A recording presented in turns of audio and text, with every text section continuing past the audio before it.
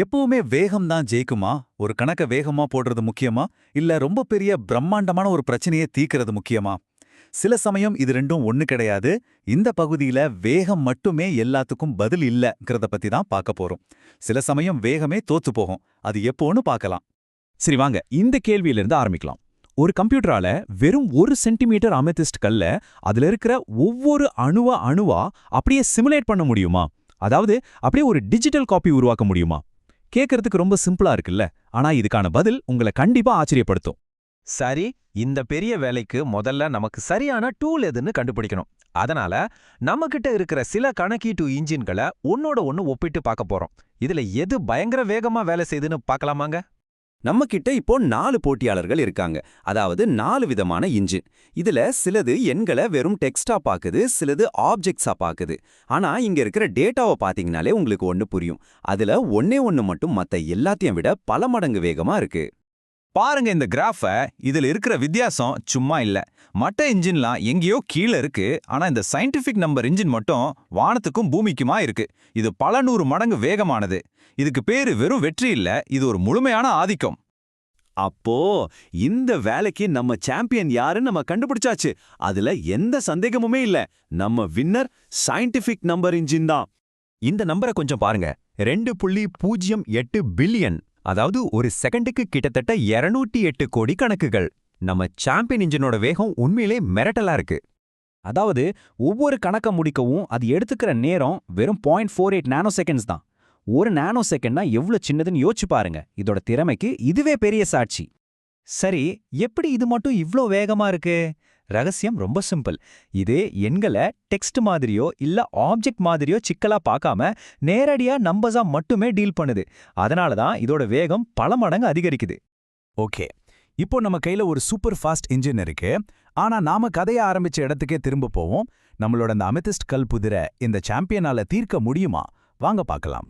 நம்ம சிமுலேட் பண்ண வேண்டிய பொருள் இதுதான். பார்க்கறதுக்கு ரொம்ப சாதாரணமான சின்னதா ஒரு அமெதிஸ்ட் கல்.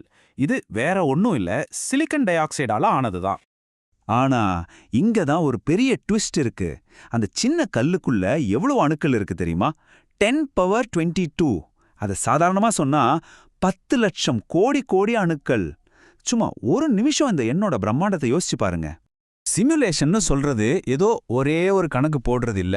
நாம அந்த 10 லட்சம் கோடி கோடி அணுக்கள்ல ஒவ்வொரு அணுவும் எங்க இருக்கு, எவ்வளோ வேகத்துல போகுது, அது பக்கத்துல இருக்கிற மத்த அணுக்களோட எப்படி உரசுதுன்னு எல்லாத்தையும் கணக்கு போடணும். அது மட்டும் இல்ல, நேரத்துல ஒவ்வொரு சின்ன சின்ன நொடிக்கும் இதை திரும்ப திரும்ப செஞ்சுக்கிட்டே இருக்கணும். இப்போ யோசிச்சு பாருங்க. நம்ம இன்ஜின் ஒரு செகண்டுக்கு 200 கோடி கணக்கு போடுன்னு சொன்னோம்ல. இப்போ இந்த பிரம்மாண்டமான வேலைக்கு முன்னாடி அந்த வேகம் ஒண்ணுமே இல்லைன்னு தோணுது இல்லையா?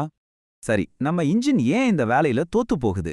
இத புரிஞ்சிக்கிறதுக்கு நாம இந்த பகுதியோட முக்கியமான ஒரு விஷயத்துக்குள்ள போகலாம். இந்த 2 விஷயத்துக்கும் உள்ள வித்தியாசத்தை பாருங்க. ஒரு பெரிய நம்பரை உதாரணத்துக்கு 10^22ன்னு சுருக்கமா எழுதிடலாம். அது ரொம்ப சுலபம், திறமையானதும் கூட. ஆனா 10^22 தனித்தனி அணுக்கள் இருக்கிற ஒரு முழு சிஸ்டத்தையும் அதோட எல்லா தொடர்புகளையும் அப்படி சுருக்கவே முடியாது. அது சாத்தியமே இல்லாத விஷயம். இதுதான் நாம புரிஞ்சிக்க வேண்டிய முக்கியமான பாடம். நாம எண்களோட அளவு அடுக்குக்குறி வச்சு சுருக்கிடலாம். ஆனா ஒரு நிஜமான சிஸ்டத்துல இருக்கிற பொருட்களோட எண்ணிக்கையை அப்படி சுருக்க முடியாது. அப்போ விஞ்ஞானிகள் எப்படி இந்த மாதிரி சாத்தியமில்லாத பிரச்சனையை சமாளிக்கிறாங்க? இதுக்கு அவங்க ஒரு ஸ்மார்ட்டான ட்ரிக்கை பயன்படுத்துறாங்க. அதுக்கு பேரு தான் மல்டி ஸ்கேல் மாடலிங். ரொம்ப சிம்பிளா சொல்லணும்னா, முதல்ல அந்த கல் முழுசையும் சிமுலேட் பண்ணாம அதிலிருந்து ஒரு சின்ன துண்டை மட்டும் எடுத்து ரொம்ப டீட்டெயிலா சிமுலேட் பண்ணுவாங்க. ரெண்டாவதா அந்த சின்ன துண்டிலிருந்து கத்துக்கிட்ட விஷயங்களை வச்சு சில மாடல்களை உருவாக்குவாங்க. கடைசியா அந்த மாடல்களை வச்சு முழு கல்லோட பண்புகள் எப்படி இருக்குன்னு கணிப்பாங்க. இங்க ஒரு முக்கியமான விஷயத்தை நம்ம தெளிவுபடுத்திக்கணும். ஒரு அணுவோட 3D படத்தை பார்க்கறதுக்கும் அதை சிமுலேட் பண்றதுக்கும் பெரிய வித்தியாசம் இருக்கு. விஷுவலைசேஷன்ங்கிறது வெறும் ஒரு படத்தை காட்டுறது.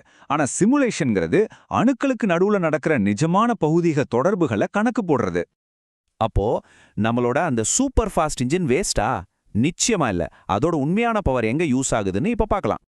அந்த கல் பிரச்சனையில தோத்து போனதால நம்ம இன்ஜினுக்கு மதிப்பு இல்லைன்னு அர்த்தம் கிடையாது. அதோட உண்மையான பலமே வேற இடத்துல தான் இருக்கு.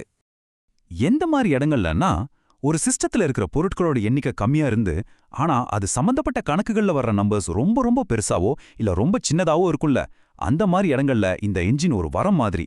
உதாரணத்துக்கு வானியல் கணக்கீடுகள், பெரிய புள்ளிவிவர மாடல்கள் மாதிரியான துறைகள்ல இது ரொம்ப முக்கியம்.